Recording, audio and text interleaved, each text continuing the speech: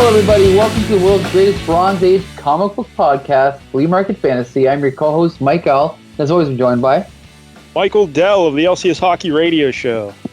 Woo! We have a very special guest this week. Why don't you tell everybody who's back? Well, Mike L., every once in a while we encounter a comic book here on this show where I don't have much of a history with. And I think it's happened in the past where we ventured into Doctor Who. Remember that fiasco? That's right. Yeah. Star Trek. Yep. Star Trek. That's okay. Yeah. I'm not a Trekkie. I don't know anything about Star Trek. Even the A-Team I did know a lot about, but I brought him in for that. So whenever he's needed, author, raconteur, Miles Watson joins us. Woo! I'm applauding myself. Thank you. Because Miles Watson, this week on the show, we're picking Micronauts, issue 9 from 1979, and we were talking a few weeks back, and I mentioned the Micronauts, and you swooned. You love the Micronauts. I had no idea. I had no idea either because you were tapping into a part of my childhood that I had pretty much forgotten. I think we got on the subject of the Transformers, and I had mentioned that, see, I was born in ancient times, and I'm a Gen X person. I was born in 1972, and I grew up, obviously, with my older brother's comic books as well as the contemporary comic books of the 70s and 80s, but the Micronauts preceded the Transformers, right? So the Transformers were this huge sensation when I was in, like, junior high school-ish, 6th grade, 7th grade, 8th grade, roughly that level, or my grade 8, whatever you want to call it. But I had already had that experience somewhat with the Micronauts toys of the late 70s, early 80s. I was a huge fan of the Micronauts toy series. I nagged the shit out of my parents constantly to buy me toys, Micronauts toys, which I then always proceeded to break very quickly. Well, can you, I had no experience with Micronaut toys. I never saw them, never purchased one. Mike L., did you own any of them? I think I got one by accident, but I don't know which one. But it was really cool. Yeah. Miles, can you remember, the basic premise of the Micronaut toys? Well, the thing about the Micronauts toys that made them so cool was that, at least for the time, I was completely fascinated, was that there was a lot of color. There were these metallic things that they would do. There was a very large number of highly articulated, were highly articulated action figures.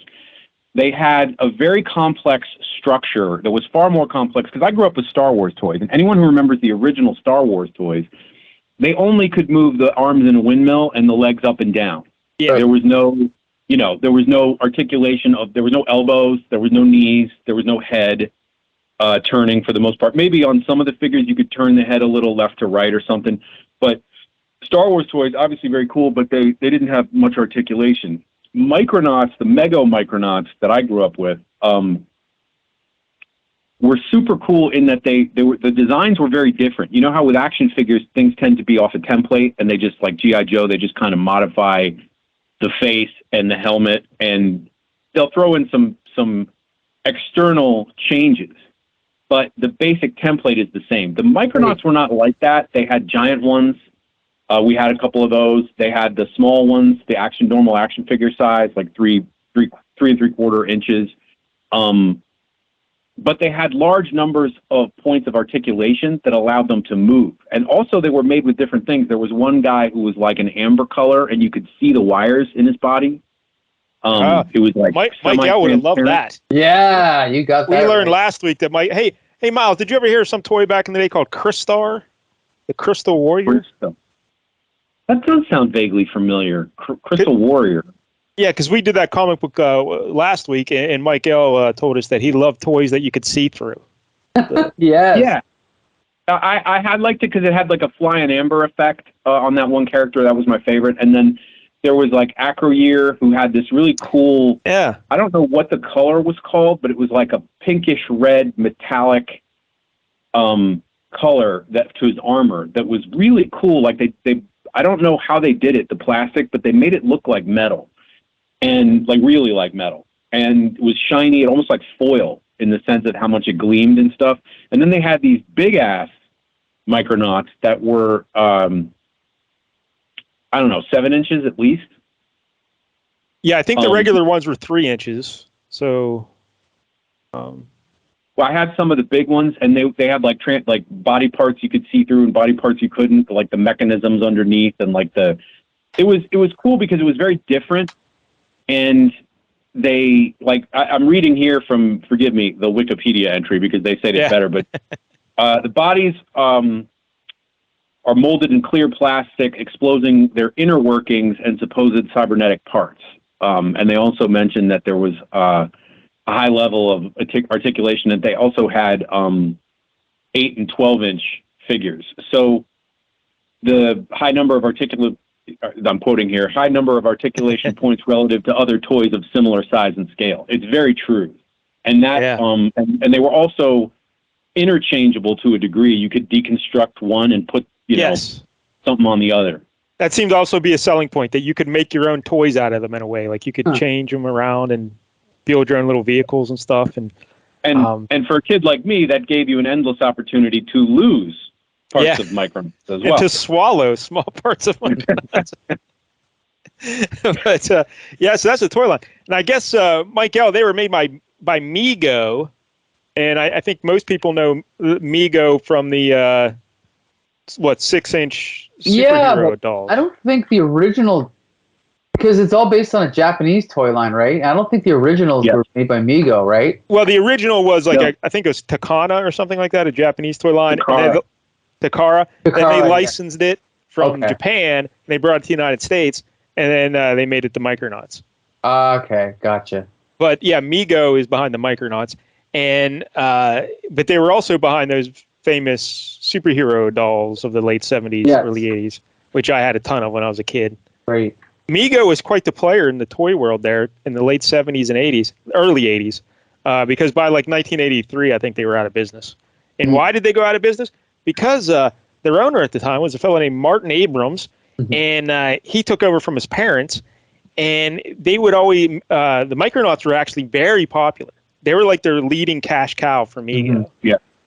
And they, everything was going up, everything was, puppet shows and candy canes. Everything was great until that damn Star Wars came along, I see. But here's the deal. The attorney for Fox, before Star Wars came out, he showed up at the Mego offices to say, hey, would you like to license this toy line? But Martin Abrams was out of the country at the time, and no one else there could sign the deal.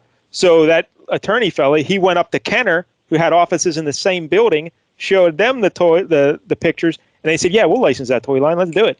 So Kenner got the deal because Abrams was out of the country, and then Kenner ended up basically putting them out of business a few years later.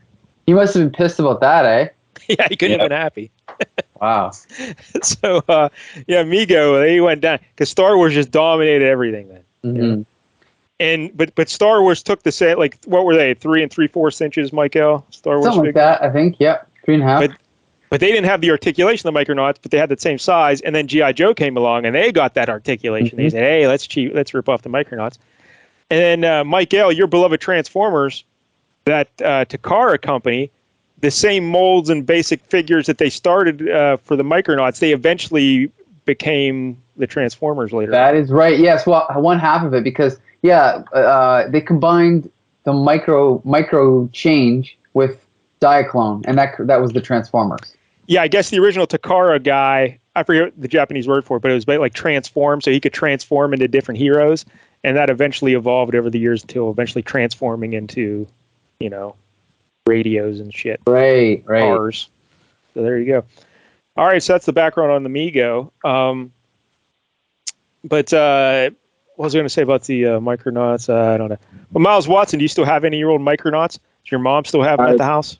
I wish I did, because I have the vast majority of Star Wars stuff that I ever bought. I still have at my mom's house, and also some various other toys, G.I. Joe stuff, from that era, the 70s, the late 70s, the early mid 80s.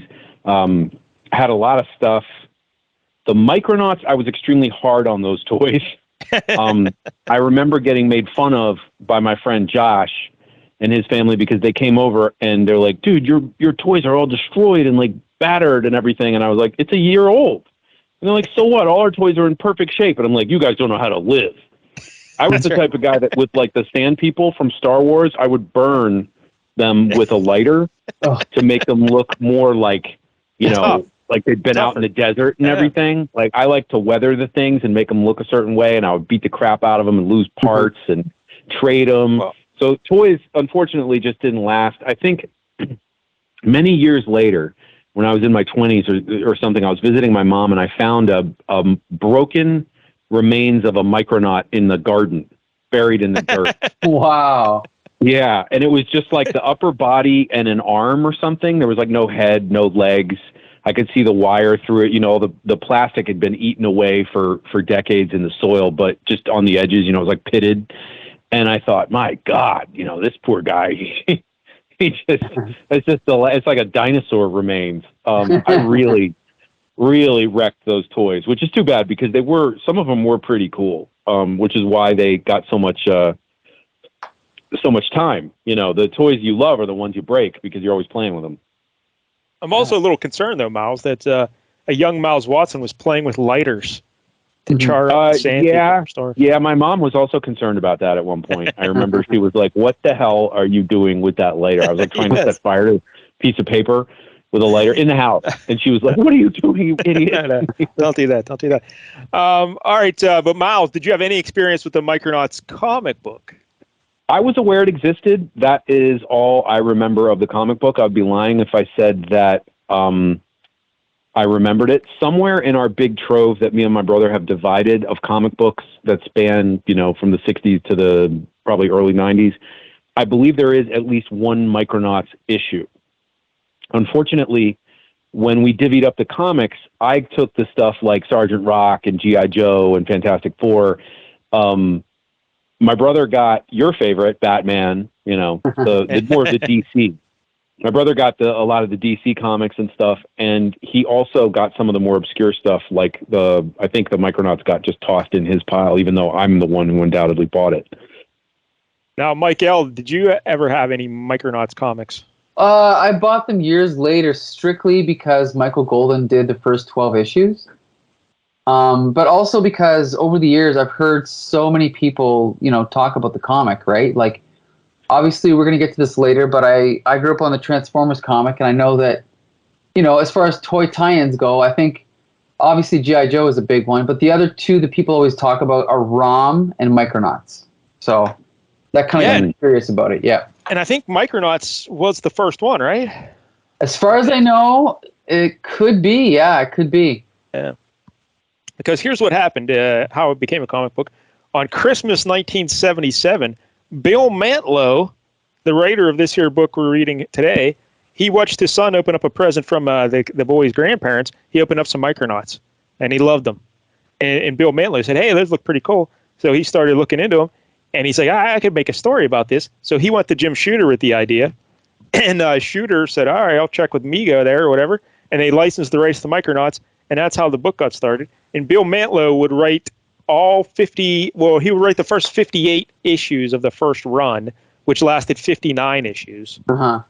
And then after that, a new creative team came in for issue 59, and then they spun it into a volume 2 called Micronauts, The New Voyages. Right.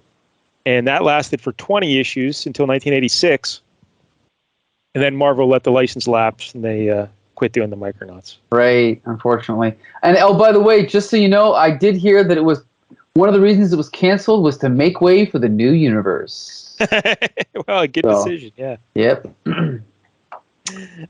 So that's how it became a book. That new creative team that did Micronauts New Voyages was Peter Gillis and Kelly Jones. Mm-hmm. But this here first Micronauts run we're talking about today, Bob Hall did the initial character designs. Really? And Jack Kirby was the first choice to draw the series. Wow. But his deal was about to expire with Marvel, so they said, let's not do that. Then George Perez actually accepted the job, but he couldn't fit it into his schedule, so he had to decline. So then Michael Golden came on because what was Michael Golden drawing at DC? I think, was he doing Mr. Miracle, Mike L? Did he do a couple of issues of Mr. Miracle? Well, he did, but he also did a few issues of Batman Family. Yeah. I think, I don't know, just various stuff as far as I know. But I guess the DC had their implosion there.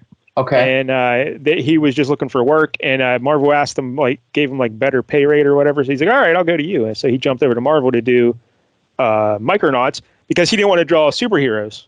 He liked the idea that it was something different. But then during the course of the 12 issues, though, he helped co-create some of these characters then with Bill Mantlo, some of the new ones. But during the span of the 12 issues, they started bringing in superheroes. Right. And he didn't really like that. So he agreed to do the first 12, and then he left. Oh, okay. But he kept doing some covers after that. But he just... Well, yeah, if you've ever seen his covers for Micronauts, The New Voyages, they're incredible. They're like his later style, and they're just incredible. Hey, some other artists on the first Micronauts run there that lasted the 59 issues. Howard Chaykin, Steve Ditko, Rich Buckler, Pat Broderick, he was had a long run. Val Mayrick, Keith Giffen, I don't know who that is. Giffen, yeah. Greg LaRocque, don't know who that guy is. Gil Kane, he's great. Yeah. Luke McDonald, Mike Vosberg, Butch Jackson Gleason, and Kelly Jones. So there you go. That's a lot of artists. Yeah. Got some good ones in there, though. Definitely, yes. Hey, Miles Watson, I don't know if you remember Michael Golden, but he drew that Batman special issue 1 or whatever the fuck that was with the. Oh right, yeah, the Batman special #1 with the Wraith. Yeah, Wraith. The Wraith, right? Yeah, so that's the same guy here today.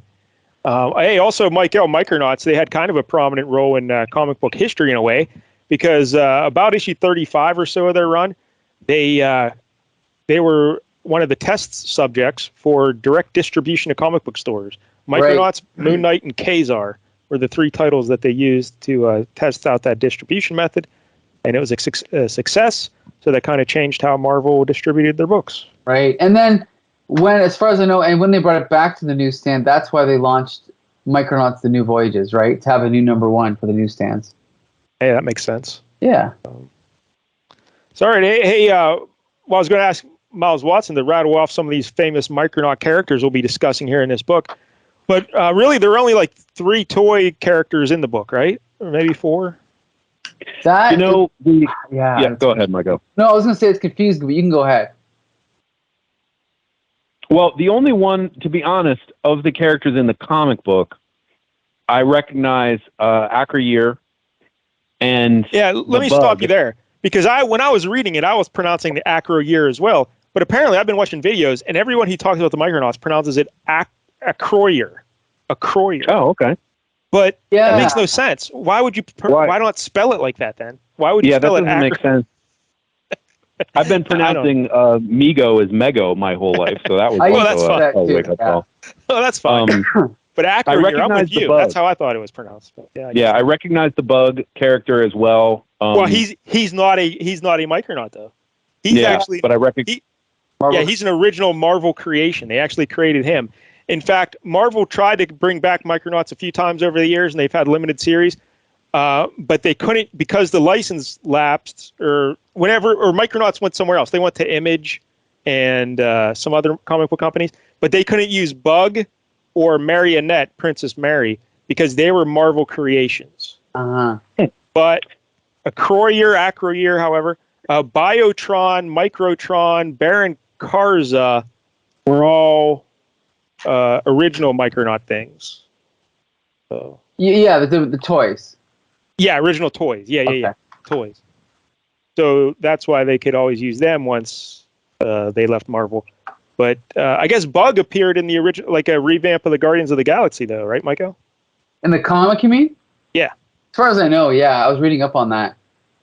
Yeah, I guess what it is, for example, with Transformers, you have the toys, but then when they made the comic book, Bob Budiansky, or whoever, actually Bill Mantlo was one of the writers, they created Spike Witwicky or Buster Witwicky, as well as his father, and they're always throwing human characters in there to make it more relatable. So I guess they did the same thing with Micronauts, but the thing is the humans are the same size as everyone else, so they don't really stand out, right? They just look like other Micronauts. That's the thing, right?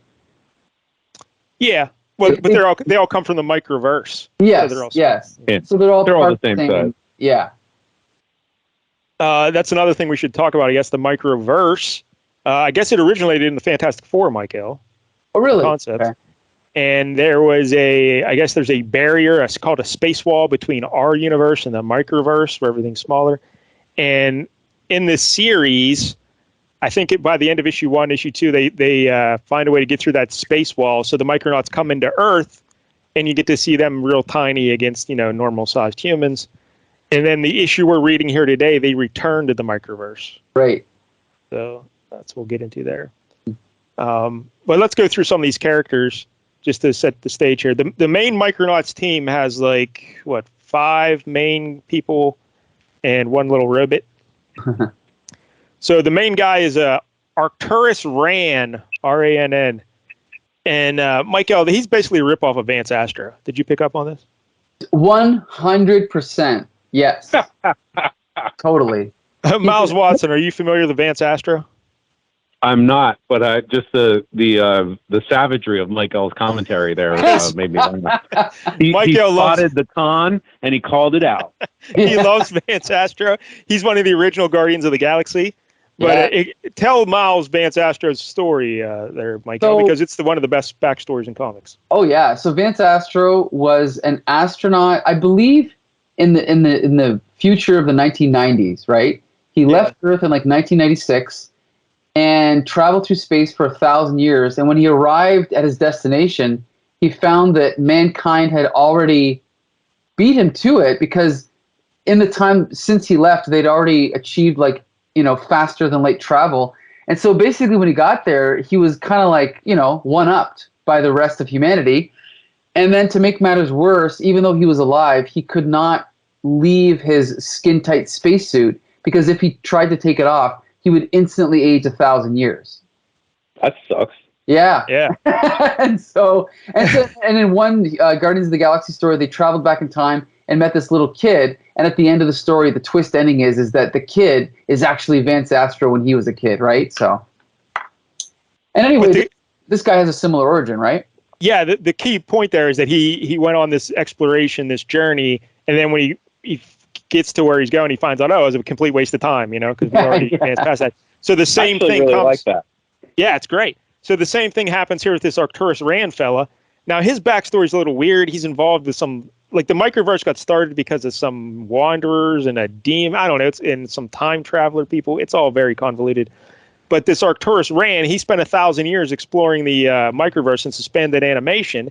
And Biotron, that other robot, the red robot with the gray head and whatnot, he was like his ship and his co-pilot and all that other shit. I don't know, however you want to describe it. So he accompanied him on this journey. But then when he got out of suspended animation, he found out, all our Micronaut people, they already developed a warp drive speed, so they were already able to explore everything I was supposed to do. So I wasted 1,000 years. So it's just like Vance Astro. So when the series starts off, that fella returns back home to what do they call it? The home world? I think that's the planet, home world. Yeah, I'm not sure that's the name, yeah. Yeah, really original name there. So he comes back to Homeworld, and in his absence, his old teacher basically becomes Baron Karza, who is basically Darth Vader. Right. Yeah, he's just ripping off Darth Vader. But this Baron Karza fella, he was a former bearded and balding academic turned murderous, immortal, black-armored dictator who gained control of Homeworld through the creation of the body banks. And these are basically... They found out a way to make humans, give them immortality by combining them with machines, I guess you could say. And they promised them basically the things going on right now in our world, if you really want to get into it.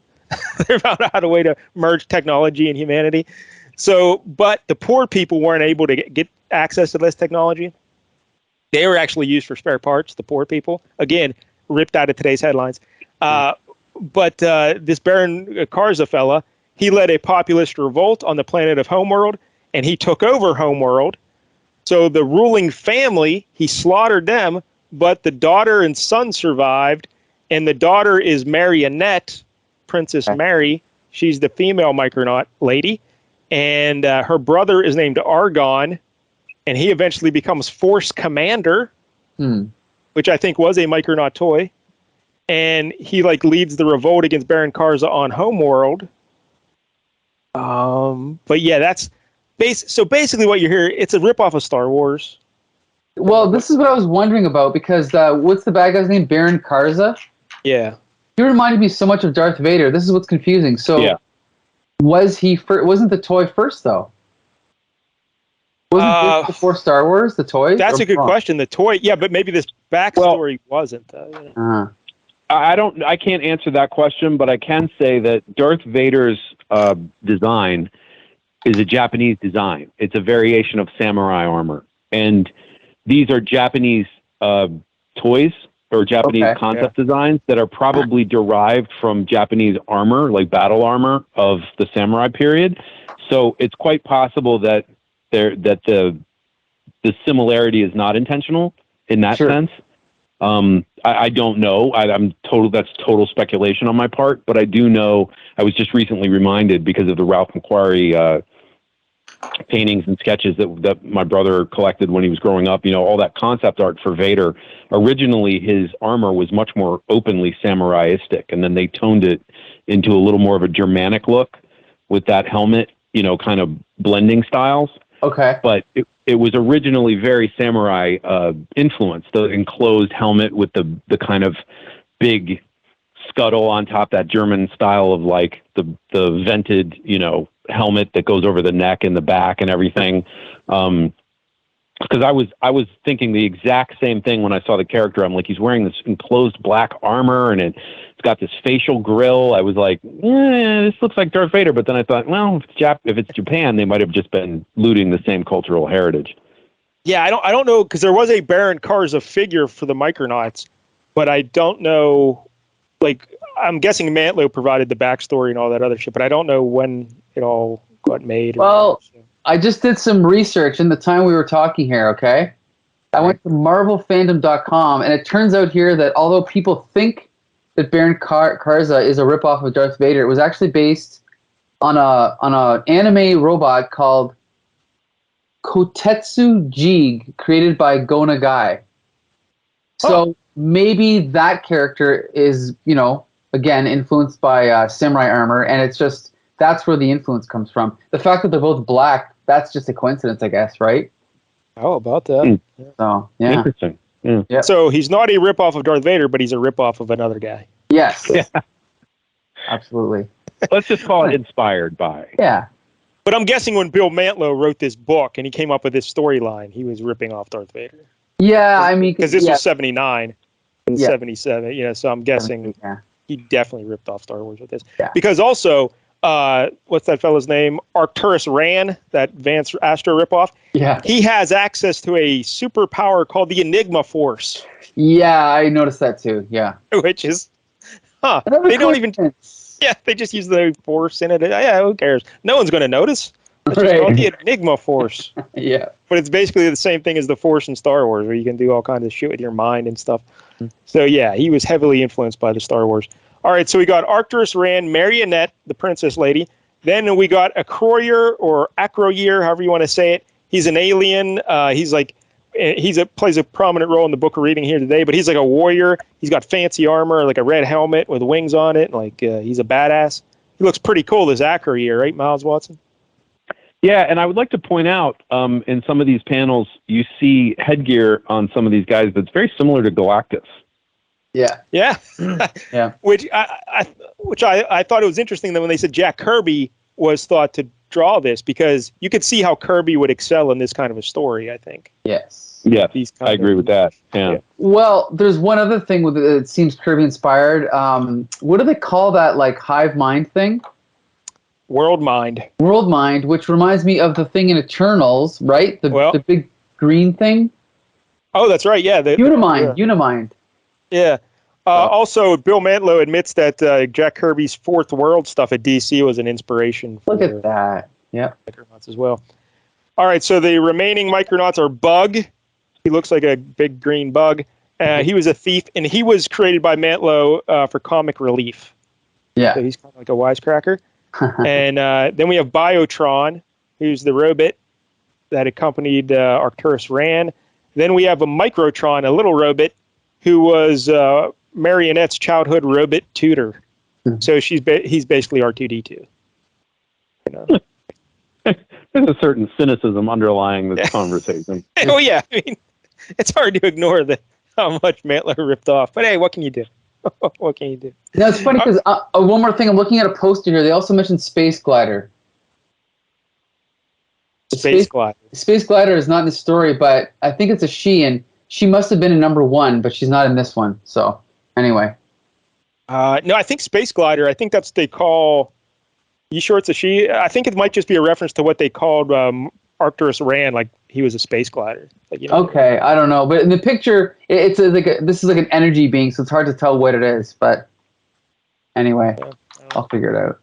Hey, also, we should mention Micronauts. One of the things that Mego told Marvel they couldn't do, the only restriction they put on them with these characters is you can't have the Micronauts appear in any other Marvel comic books. A rule broke, yeah. Yeah, I don't know. They didn't want that, but they said you could have Marvel heroes appear in the Micronauts book, but you couldn't have Micronauts appear in other Marvel books. But then when Mego went out of business, I guess, because in 1984 they did X-Men Micronauts. Yes. Which I guess that wasn't technically an X-Men book; it was a separate entity. So maybe there's some deal struck there. But and I also got to point out there was an official Secret Wars 2 crossover with an issue of Micronauts, which I think is interesting. I'd like to read that. I had no idea. Yeah. In terms of toy crossovers, Michael, 59 issues for the first Micronauts run, and then you had another 20. So let me do the math here. 79 issues. That's pretty long. I guess, how long did Transformers last? It lasted 80. So. Ooh, got it by one. Yeah. G.I. Joe is into the hundreds, right? 155 for G.I. Joe, yeah. Okay. But Micronauts, that's a pretty good run, though. Very good, yes. Toy line. All right, so let's look at this here issue number 9 from 1979. Let's talk about the cover, Michael. Sure. So again, as we mentioned, this is Michael Golden art on the cover, and our heroes are standing like kind of with their backs against each other, surrounded by, we assume, bad guys, right? And the cast, our heroes are all colored in their actual colors, and all the bad guys are colored in blue, so they're kind of indistinct, right? It's like a monochrome. Yeah, exactly. And okay, so we should say that this has the classic Marvel Comics group ribbon at the top. It has a really cool logo, the Micronauts. They came from inner space, and the logo is a basic font, but it has a nice line going through each letter. So I don't know, it just gives it a nice little design. I like it. Yeah, it's great. And then we've got the faces of the main characters up in the corner box there. Pretty cool. Yeah, it's a good. Hi, Miles Watson. What do you think about this cover? I actually would just like to point out the top left, that thing, the Fantastic Four style thing they did up at the top left where they have all the cast of characters in that little banner. I really like that. I think that's cool. Yeah, it's good. Yeah. It's nice. It's a nice play of color. They've got that brilliant red, the green, little purple, gold, the blue. I really like that. I think it's super cool. And I have an overall issue with this comic, which we'll discuss later, about being a little too busy on every page, but I do like them being totally surrounded by this kind of single focus mass of warriors with these big ass pikes and swords. And it's done in that monochrome that actually causes the viewer to even look more closely at the center. Right. And we should also point out, busy. yeah, and also there's the floor around them is kind of this off-white, which makes them pop out, right? The heroes. Yeah, like a yellowish off-white. Yeah. A lot of color. Miles Watson, it's interesting that you bring up the point about an issue you had with the book was how it was a little busy and stuff. Actually, Jim Shooter and Stan Lee had that same problem with a lot of the Micronauts early stuff. And Jim Shooter told Michael Golden, hey, draw more like Jack Kirby, simplify shit, try and get it, focus on the storytelling, not so much the backgrounds and cluttering up the panels. So I think when we go through this book, I'll point out some panels where you can see where he's definitely trying to copy Kirby. Can I say, as someone who, I've actually met Michael Golden a few times, and he's actually said, as far as I remember, he didn't really read comics before he got hired, so he didn't really know Jack Kirby until he started working in the industry. That's crazy. Yeah. So. Yeah, because he didn't like doing superheroes. So. Right. But all right, but yeah, it's a good cover though. It's good cover. It's good. Yep. All right, so yeah, we jump in here. Here we go. Stan Lee presents the Micronauts. Do you want me to read this little thing here? Yeah, go. Yeah, because they say space glider. So Yeah, I'm thinking see? that's Arcturus Rand. That's his nickname, space glider. I think because he's not listed among the others. Okay. Space Glider, Marionette, Acroyer, Bug, Microtron, and Biotron. They came from inner space, 6 champions sworn to free their beloved microverse from the tyrannical rule of the evil Baron Karza. Stan Lee presents the Micronauts. So I didn't read the last issue, but I guess they're returning from their adventure on Earth, which they had been since number 2, right? Yes. And they're coming through something called the Prometheus Pit. And again, we're going to talk about Michael Golden's art later, but one of the things I found about this book, because I actually read it twice, I had to concentrate a lot to figure out what was going on. And it's because a lot of it is explained in the text, right? Like they're coming through this Prometheus Pit, and right away they're surrounded by what honestly looks like a bunch of toys, right? Yeah, bunch like of robots. Yeah, these do not look like threatening, like jets or rockets. They just look like a bunch of toys, which is fine. It's a toy commercial. That's cool. But they come through, they're surrounded by toys, and they have a very cool designed ship. I can't even describe what it looks like. Yeah, is it cool or is it weird? Miles, how would you describe this Micronaut ship? How would you almost look like I don't know how to describe this. A staple? Staple. Honestly, I don't know what the hell that thing is. I don't know what it is. It's like it's circular with 2 prongs. Would that be a way to describe it? Yeah, it's kind of like a mixing bowl with 2 legs sticking off it. Right. And I mean, it's certainly an innovative or unusual design, but it's always surrounded by this like aura of halo of like flame or distortion or something. And so I don't get a clear cut look at the ship, but it's weird. It's a very unconventional design. I'll say that right now. I'll tell you that for free. Well, I think there's unconventional this tradition, like especially by someone like Kirby, to incorporate household objects into your designs. And there's like an artist that actually did a whole book on just taking like a can opener, a stapler, and turning them into rocket ships. And clearly, this is something Michael Golden saw laying around his house that's been lost to history because we can't figure out what it is, but that must be what it is, right? It's a very. I don't know if you could sell many toys with a ship based on this. Right. You know what I mean? Right. I don't know if kids would be like, "Oh yeah, I want to get that." Right. So anyway, they come through this thing, the Prometheus Pit, and right away they're surrounded by. So this is the other confusing thing. The guy's name is Acroyer, and his race is also Acroyer. Exactly right. Yeah, he has the name of his race. Right. So they're surrounded by an Acroyer battle fleet. Yeah, and they and we should also point out that in the previous, backstory, this guy, what's his name? Prince. What's the guy with the red on? What's his name again? That's Acroyer. Oh, that's Acroyer. Okay, sorry. But his brother is Prince something, right? Yeah. And he has taken over the Acroyer, right? Yeah, he made a deal with like Baron Karza or something, and he brainwashed all the Acroyer. Right. So they like hated Acroyer, the singular Acroyer. Right. Why didn't they just give him a different name? I don't know. It's not a very good name. It's not a good name. But basically, the Acroyer fleet orders them to land on the planet Spartak, which basically looks like, a bunch of frozen kind of like ice crystals, like as a planet, I guess. Yeah. It doesn't really look like a planet, but anyway. So then they fly down and they land on this planet, and they come out of the ship, and then they're met by a group of these Acroyers just standing there. Now, again, when they leave the ship, though, Miguel, they think they're about to get killed. Exactly. Yeah, because they think they're about to get killed, and judging by the Acroyers' grim demeanor, the feeling is mutual. So they think that they're about to get into this big fight. Now, here's my question to Miles Watson: are these Acroyers here based on toys, or are these also made up? Do you know? I believe that these are made up because the Micronauts didn't have an infinite number. I mean, I believe that there were, I don't know, they probably had, if my memory is playing me right, which it may not be, I don't remember a huge line of Micronauts.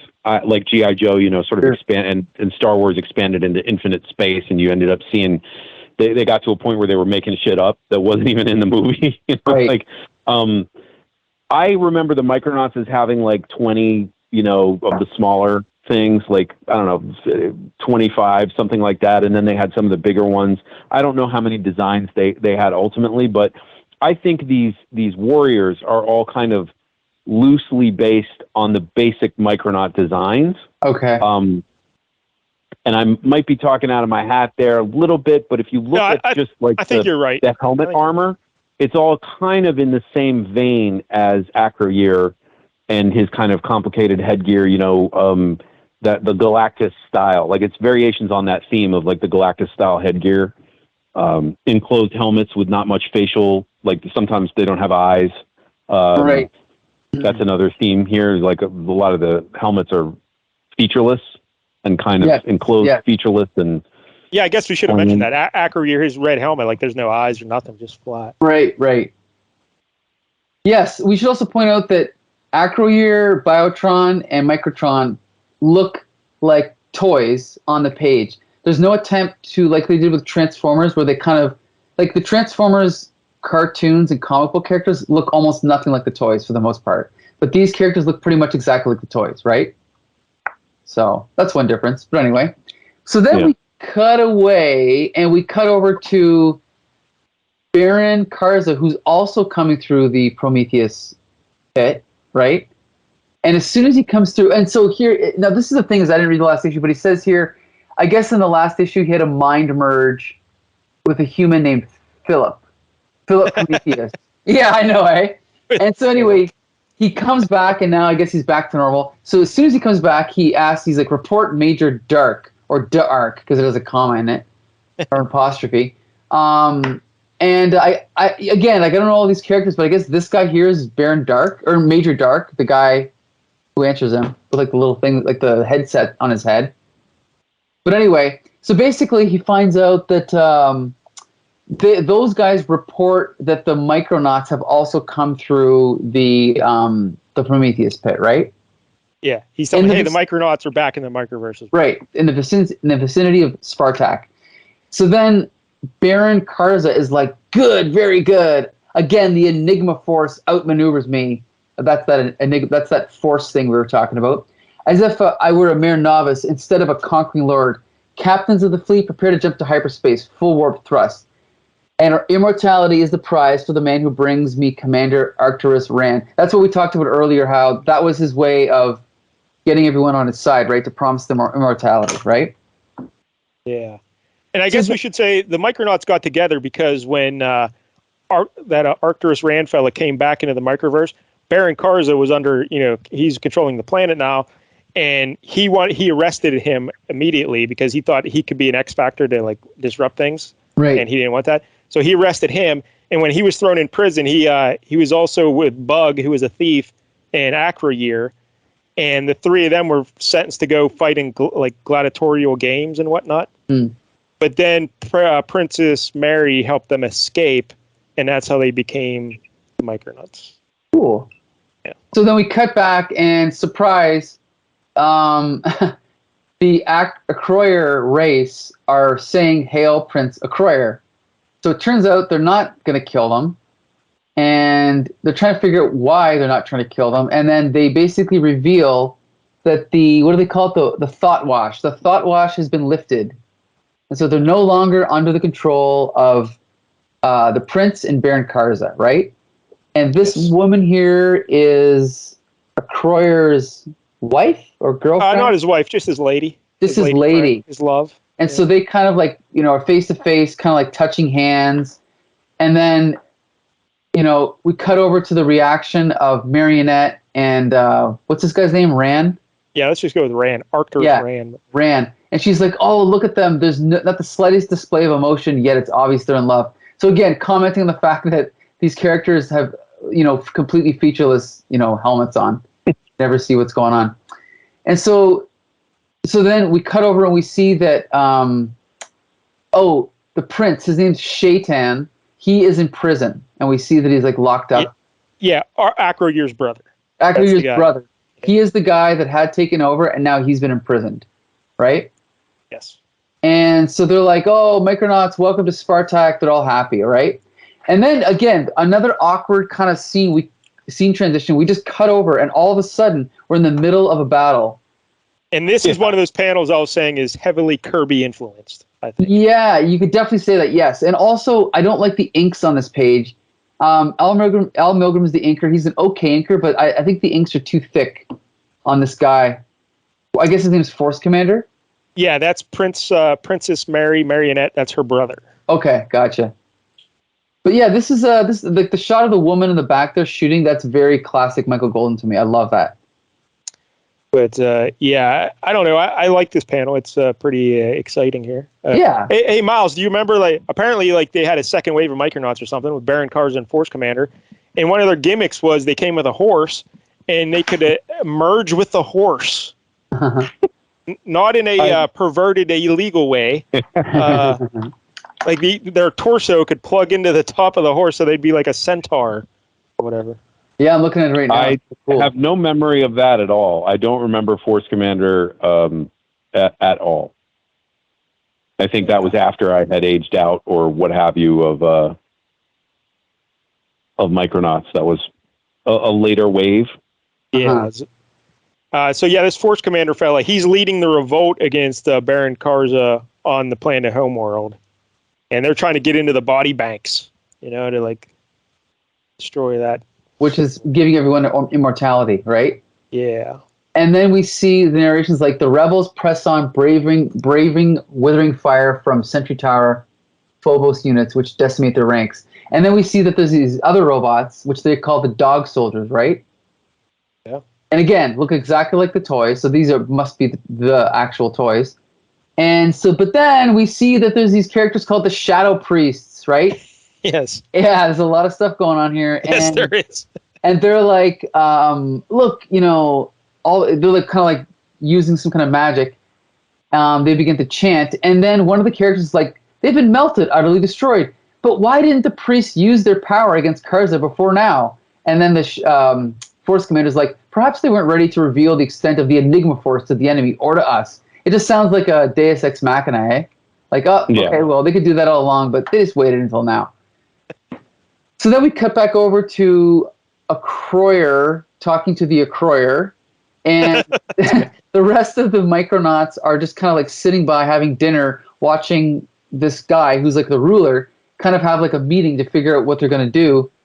And meanwhile, for some reason, Shaitan is there in the room with them, even though he's a prisoner.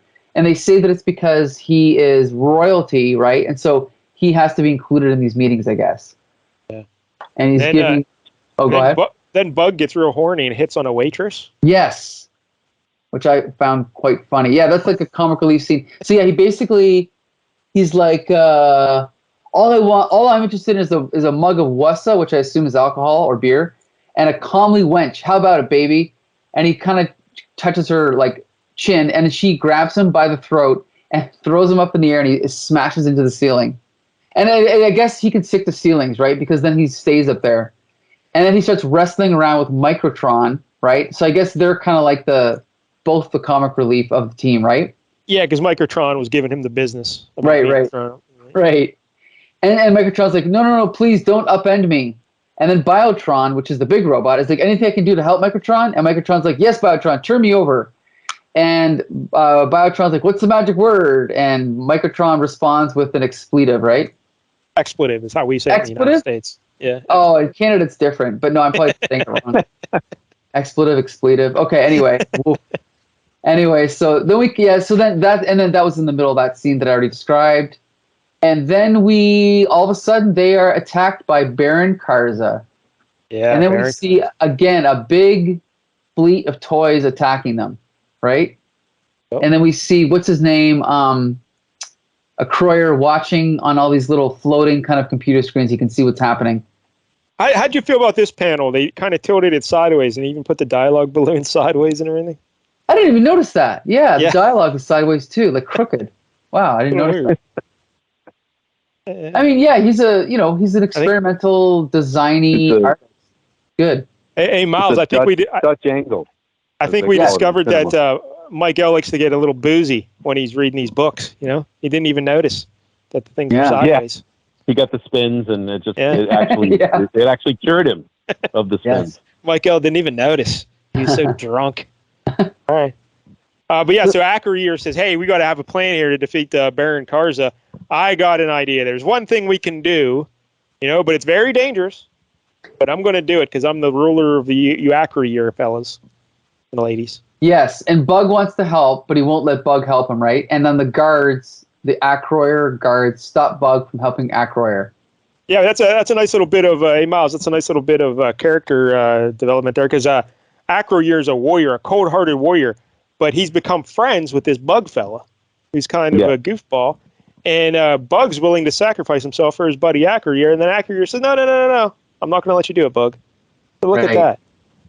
Cool. Friendship. Yeah. I thought that was cool. I was a little confused by that lower left panel where he goes, "Yes, Bug, we are friends." Yeah. It almost looks like is he smacking him upside the head there? Well, no, the other guards are grabbing him and holding him back. Okay. That's what's confusing is Acroyear is in that X doorway. He's already through it, and the guards are stopping Bug. That's what I mean. Sometimes it's confusing. Yeah, it can be difficult to read some of these panels. Yeah. And then Ran and Marionette are going to join the battle. Oh, they're with Bug and what's his name? Microtron. And they get into the ship and they fly away. And then Baron Karza is watching them, and he's like, "The fools! I could have captured them anyway." But leaving the Spartakian stronghold they've made has made it easier for me. Then we cut back over to Acroyear, and we see now his true appearance. He's taking off his armor, and he's actually a humanoid with kind of like, I guess, purplish skin, but he has no nose. Like him and the girl have no noses, so it's kind of weird. Yeah, the Acroyears don't have. Man, they must have horrible sinus trouble. Yeah.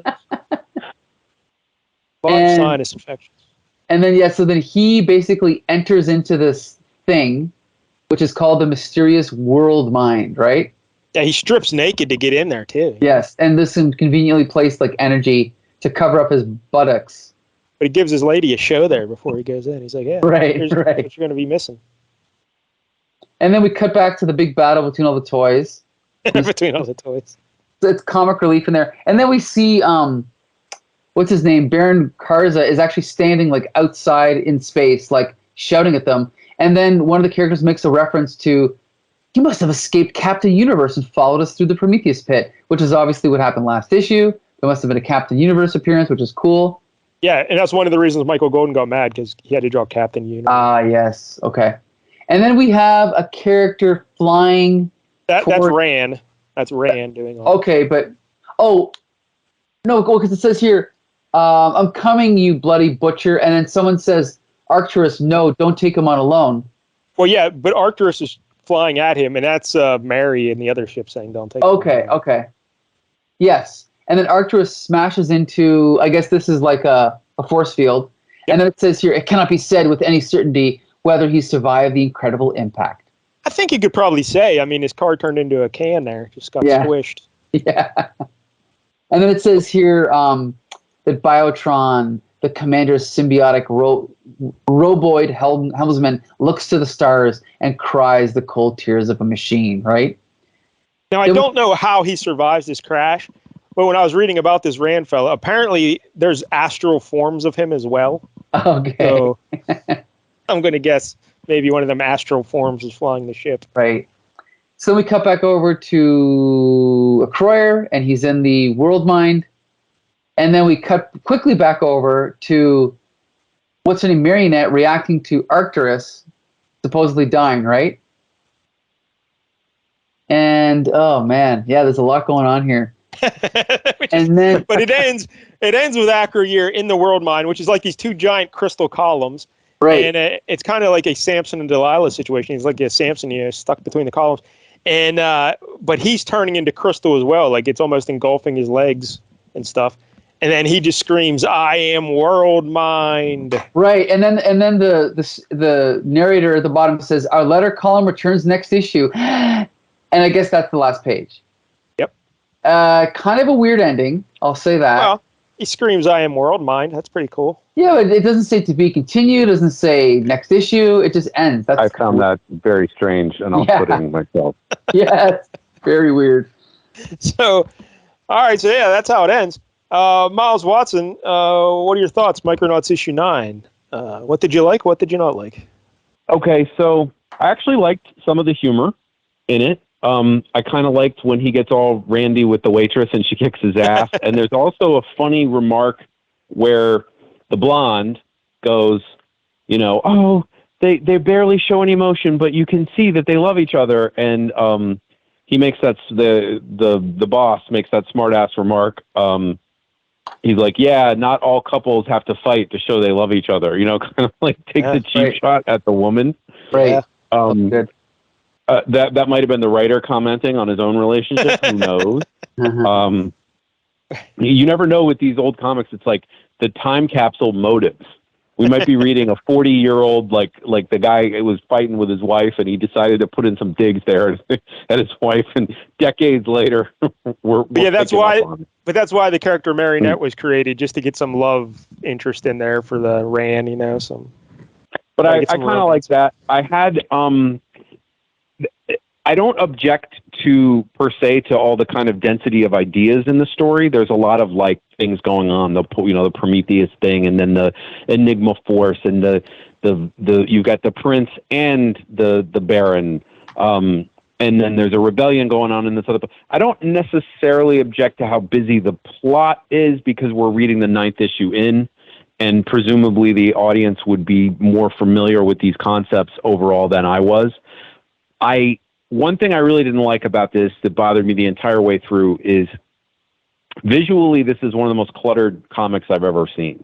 From the very first page, it's just like they had this, and I'm not trying to denigrate on like a personal level because people have aesthetics and that's subjective. But when you're at art school, and they teach you like a technique, and then somebody's like, "Wow, I mastered this technique. I'm going to use it in everything." I almost got this sense of, like that enthusiasm that people have when they learn how to do something. I almost got the sense of like you had an art student here who had discovered that how many objects can I draw in a panel? How much, it almost felt like that to me, of a kind of thing like how much can I cram into every single panel?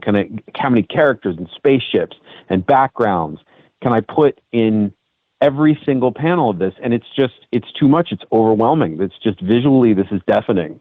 From the beginning to the end, it's cluttered. And I also had some issues with that transition to the rebellion on the other planet. I was kind of like, and I had the same issue with the end. You're going to end something on a cliffhanger. I got to page 19. He's like, I'm the world mind. And I flipped to the next page expecting to see the big denouement that's going to lead into, to be continued, and that was it. So I almost felt like the transitions are not very good in this comic either. I had an issue with that as well.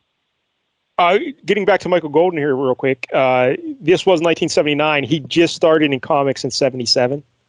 So this is early in his career, and he was finding his way, I think you could say. Right.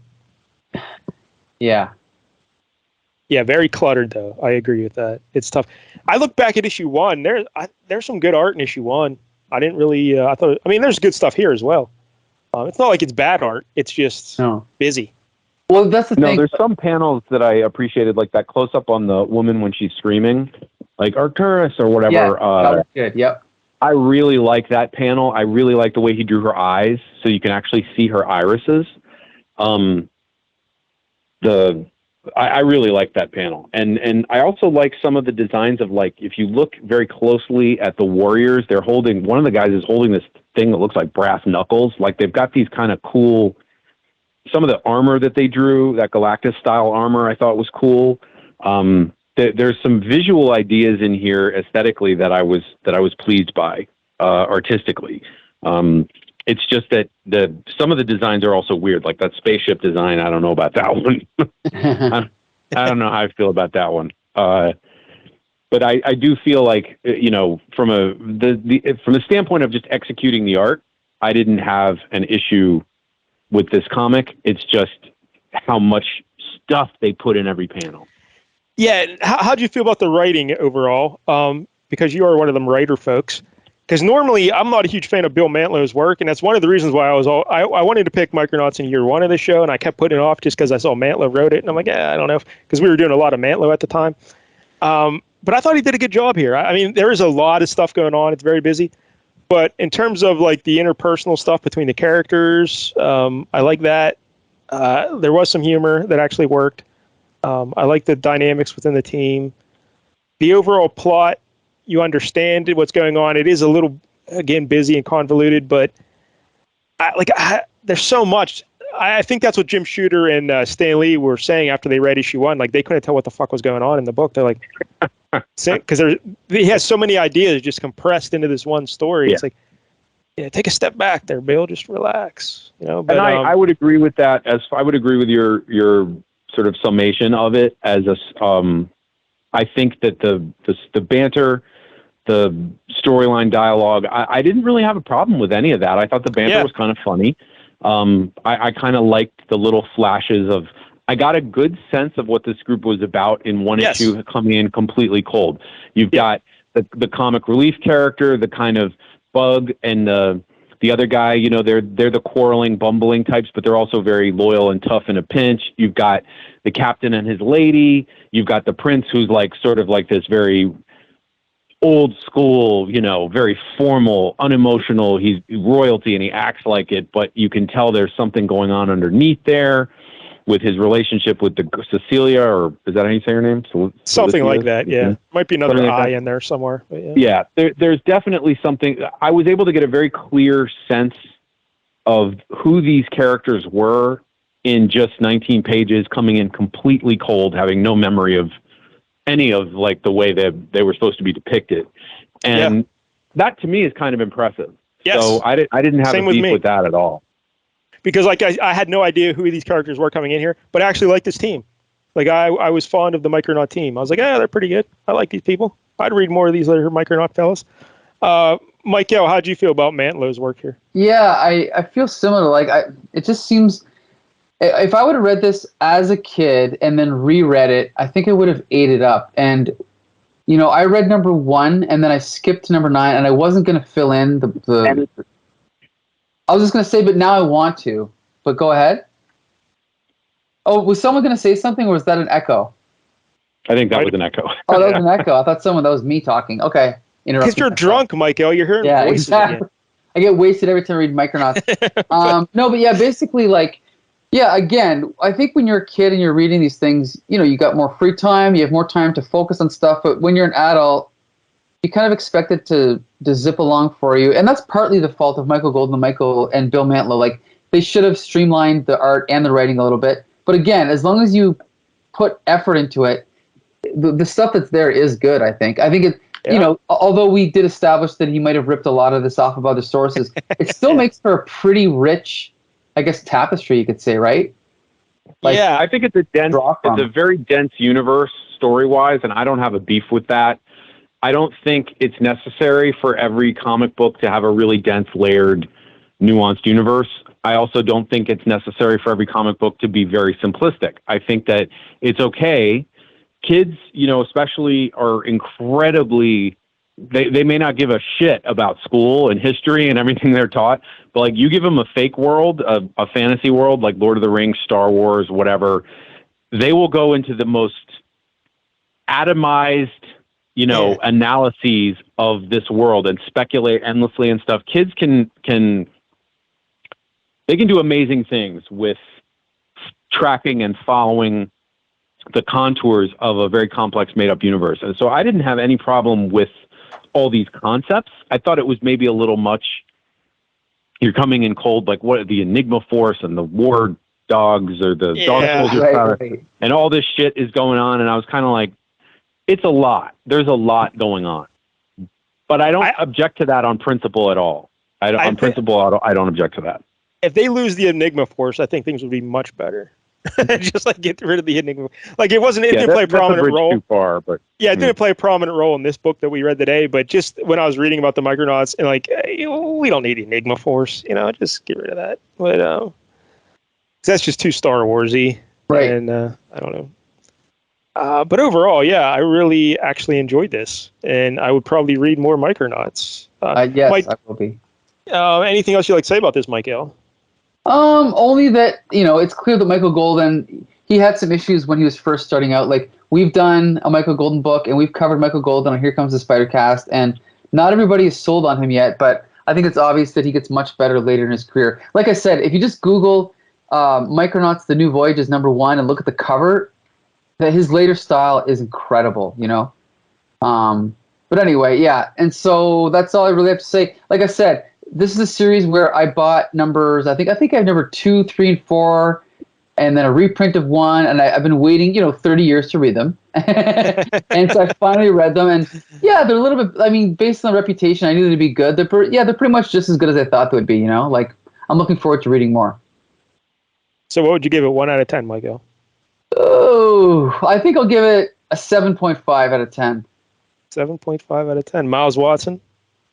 I would give it a 7. I was toying between 7 and 7.5. I was off put by the visual clutter to a big degree. Probably more than I should be, but I find that visual clutter, if it's taken beyond a certain point, really affects, just for me personally, it affects my ability to follow what the hell's going on and the kind of smooth flow of the story in my mind. So I had to give it kind of an outsized penalty for that. Because that did bug me, and I'm not going to pretend it didn't. So I would definitely penalize it a little bit there, and I would probably give it a 7.5. I might have given it an 8 if not for that. Yeah, if they could have just simplified things a little bit in the art and the story, the overall story of Micronauts, I think this would be really great. But yeah, I think 7 is right there. Yeah, but I liked it. I'd read more Micronauts. I'm glad we read it. Yes. I learned about the Micronauts. So now I've grown close. I've grown closer to Miles Watson. Now we have another thing in common. We both love the Micronauts. It's true. We both have an appreciation for the first, perhaps, Transformers, because that's how I always saw it when Transformers became big. I was just like, I've been here. I've done this. Yeah. I didn't get the obsession with Transformers exactly. I mean, obviously, it's not a one-to-one thing. There's not a lot of similarity at all between these. It's just that the toys were basically designed to be, other things, so to speak. Like you could mix and match, you could do different things. And so to me, Micronauts, that was like the original Transformers. And then when the Transformers came around, I just didn't give a shit. So I was left out of that entire cultural phenomenon from day one. And that makes you a mortal enemy of Michael. The Transformers. Hey, So, Michael, last week we did Already. Crystar. This week we did Micronauts. Do you have another toy comic? Because when I was researching Micronauts, I found out that Marvel also did a Shogun Warriors comic book. No, you know what? I've read maybe 1 or 2 issues. That is also a precursor to Transformers. Yeah, Miles, do you remember the Shogun Warriors? Because when I was a kid, I had 2 of them. They're these big robots. They're like 2 feet tall or something. I loved the Shogun Warriors to the point where I actually tortured my parents. I was obsessed with the Shogun Warriors, and one night I had a dream about a Shogun Warrior, and I described it very This vividly. is a little weird. All right, this is a little weird, but all right. Yeah. To my parents, and I was like, you have to go to the store, and you have to get me the Shogun Warrior that looks like this. And they went to the store, and they come back, and they're like, there is no such thing. And I was absolutely convinced that there was a Shogun Warrior that matched my dream, and I was just furious, hysterical, raving. Oh. I had to have the imaginary Shogun Warrior, which unfortunately was never made, and probably affected the entire course of my life. Yeah, the Shogun Warriors are great. They could shoot missiles. They could shoot their fists. I loved those things growing up. In fact, I'm glad you brought that up, because right before we started this broadcast, I was trying like hell to remember whether the large figure that I was looking at on the Wikipedia page was a Micronaut that I had, or whether it was another toy line whose name I couldn't remember. And Shogun Warrior was exactly what it was. So I can't wait next week, Michael. Shogun Warriors number 3, right? Is that what we're doing? No, but you can pick that. I mean, I've got plenty of toy tie-ins lined up, but for next week we're gonna go in a different direction. We're gonna go to a creator-owned comic book, a science fiction comic book by Jim Starlin, and it's called Dreadstar. Dreadstar. Yes, we're gonna read Dreadstar #1. Have you ever read this comic? Never read it, but I'm aware of it. What wasn't that? Was that Epic or Epic? Yeah, Epic. It started in Epic Illustrated, then it became its own series, and then it moved to, I think, Eclipse or First, then to Image or something. I'm not sure, but yeah, there's a storied history there for sure. And Jim Starlin, of course, did Captain Marvel and stuff. And created Thanos and did the Infinity Gauntlet. Yep. So.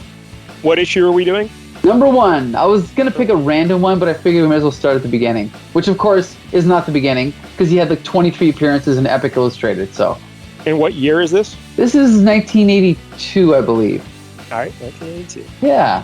That'll be pretty good. All right. There you go. Well, thank you, Miles Watson. Thanks for joining us again. Thank you for having me and then letting me walk down memory lane to my pile of broken Micronaut toys. You're welcome. And maybe we'll see you again if we do a Shogun Warriors episode, right?